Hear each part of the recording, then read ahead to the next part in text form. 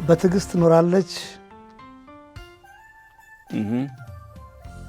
ወይም ደግሞ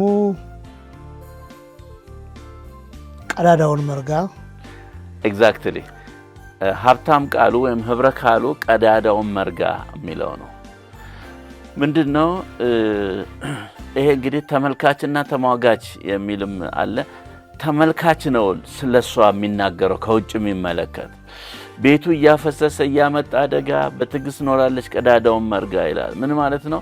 ቤቱ እያፈሰሰባት ቀጥታ ያለው ሳሙ ቤቱ እያፈሰሰባት ቀዳዳውን የመረገች ታግሳ ኖራለች እስከዛሬ ድረስ ነው። ሳሙ እሱ ነው።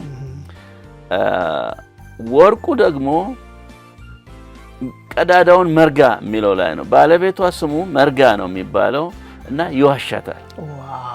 ይዋሻታል እና ከዚህ የተነሳ ውሸቱን እየታገሰች ኖራለች የሚል ነው ወርቁ።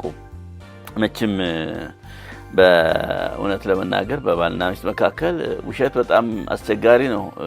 እውነትን ነው መነጋገር ያለብን። ይሄን ይመስላል።